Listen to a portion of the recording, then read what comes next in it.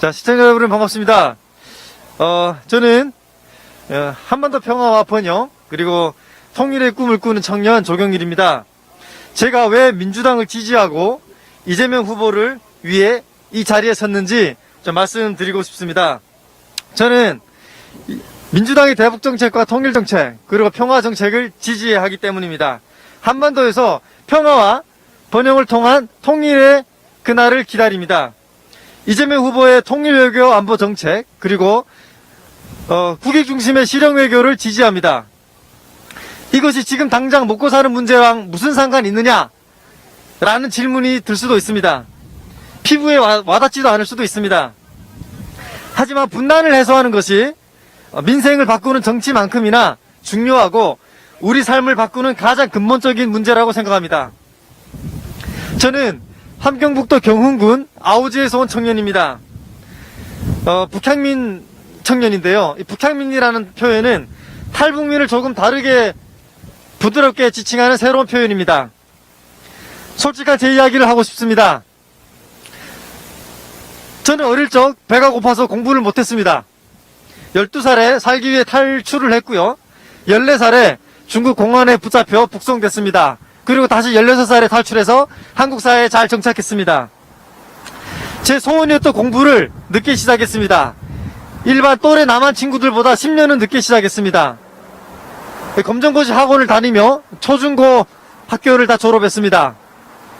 저는 이재명 후보에게 감정이입이 됩니다. 이재명 후보는 어린 시절 공부 대신 공장 노동자로 일을 했습니다. 그리고 변호사가 됐고 그리고 정치에 입문했습니다. 정치가 삶을 바꿀 수 있겠다고 생각을 해서 정치라는 길에 들어선 사람입니다. 그리고 강력한 추진력으로 자신의 정치력을 입증했습니다. 이재명 후보는 일을 잘하는 사람입니다. 이재명 후보는 앞으로 대한민국을 어떻게 바꿀 것인지 분명하게 말을 하는 사람입니다. 한반도에서 평화와 경제, 군사적 긴장 완화를 하겠다고 말을 하는 사람입니다. 시민 여러분, 북한이 미사일 쏠 때마다 또 휴전선에서 군사적 긴장 갈등이 있을 때마다 얼마나 불안합니까? 하지만 우리의 일상은 평화로우면서도 또 불안하기도 합니다. 세상에 이런 아이러니가 어디 있겠습니까? 이것은 의지의 문제입니다. 정치력의 문제입니다. 분단의 역사를 통찰하는 그런 지도자가 필요한 이유입니다. 평화를 만드는 일, 그리고 통일로 가는 일, 어찌 한 길만 있겠습니까? 이 일이 안 되면 또 저 일도 해봐야 되고 그러지 않겠습니까? 북한과 아무것도 하지 않겠다면서 개선하라고 목 놓아 외치는 것은 우리의 외교적 선택지만 좁힐 뿐입니다. 국민의힘에서 그러고 있습니다. 외교는 여우와 같으면서도 곰같이 우직하게 또 해야 됩니다. 제발 우리의 이익이 무엇인지, 어떤 외교가 궁극적으로 우리가 기대하는 북한의 인권 개선과 북한 사회 변화를 이끌어낼 것인지 우리는 분명하게 다시 생각해봐야 합니다. 저는 민주당과 이재명 후보의 국익 중심 실용 외교를 또 그리고 남북 교류 확대를 통해 북한 사회 변화를 가져올 것이라고 믿습니다. 사람의 마음을 움직이는 것은 총알만이 아닙니다. 때로는 빵 한 조각과 차 한 잔이 사람의 마음을 움직입니다. 지금 북한에서는 잘 먹기만 해도 낫는다는 결핵으로 또 만성 영양실조로 또 열악한 보건 의료 환경에 많은 사람들이 죽어나가고 있습니다. 우리는 당장 지금이라도 보건 의료 협력이라도 해야 합니다. 이것이 인권 개선이 아니고 무엇이겠습니까? 북한은 경쟁에서 철저히 졌습니다.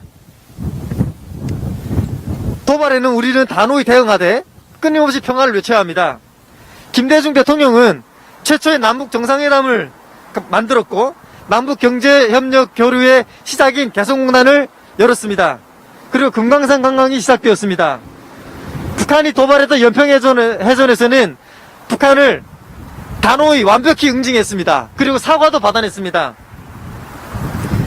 그리고 노무현 대통령은 북핵 위기를 관리하면서 남북 간 군사 긴장 완화를 관리했고 또 남북 정상회담을 이뤄냈습니다.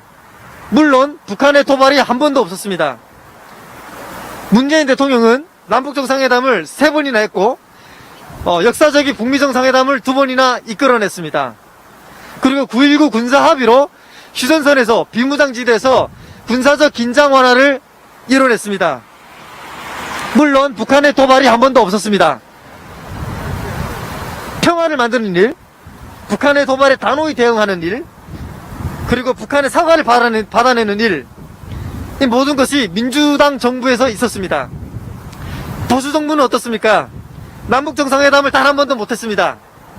이명박 박근혜 정부에서는 그 비무장지대 휴전선에서 150여 차례 넘는 군사적 긴장 갈등이 있었습니다. 하지만 문재인 정부에서는 딱 8번밖에 없었습니다. 자명한 팩트입니다. 그래서 국민의힘은 평화와 관련이 없는 정치 집단이 아닌가라는 생각이 듭니다. 어쩌면 평화와 분단의 해소를 만들 생각이 없을 수도 있습니다. 휴전선에서 남북 간 군사적 긴장이 완화된다는 것은 청년들에게, 특히 군대 간 청년들에게 정말 중요하고 피부에 와닿는 정책이라고 저는 생각합니다. 국민의힘은 대한민국에서 세계 6위의 국방력을 과소평가하는 것 같습니다. 선거 때마다 어떻게 아무렇지도 않게 위기를 말하고 전쟁을 입에 담을 수 있겠습니까? 우리 대한민국의 국방력은, 또 국방비는 북한의 50배 넘습니다. 그런 국방력으로, 그런 국방비로도 여전히 안보를 걱정해야 한다면 그것은 더 이상 안보의 문제도 아니고 국방력의 문제도 아니고 정치력의 문제일 것입니다. 국민의힘은 평화와 안보를 가져올 정치력이 아마 없을 것 같습니다. 우리는 튼튼한 안보 아래서 먼저 평화를 만들어 가야 합니다. 남북이 서로 교류하며 적어도 먹고 사는 문제를 먼저 해결해야 합니다. 그 다음에 같이 살 수 있는 방법을 모색해야 합니다. 그래서 저는 통일은 첫 단추가 아니라 마지막 단추라고 말을 합니다. 우리는 먼저 할 일이 또는 할 말이 있습니다. 현재 대한민국에는 34,000여 명의 북향민들이 있습니다. 저 같은 청년들이죠. 전혀 다른 사회에서 다른 삶을 살다 온 청년들입니다. 남에서 자랐던, 북에서 자랐던, 우리는 서로가 살아온 삶을 존중하고 서로에 대해 알아가고 서로 의지하며 함께 만들어가야 합니다. 바로 남북관계도 그렇습니다. 이번 대통령 선거는 남북관계 개선과 경제협력으로 청년들에게 새로운 성장 동력을 만드는 선거가 되어야 합니다. 휴전선에서 군사적 긴장을 완화하고 해소해야 합니다. 그래서 위기보다는 평화를 말하는 사람이 앞으로 대한민국의 지도자가 되어야 한다고 생각합니다. 그래서 저는 민주당 정부가, 이재명 후보가 이번 선거에서 당선되어야 한다고 생각합니다. 여러분 감사합니다.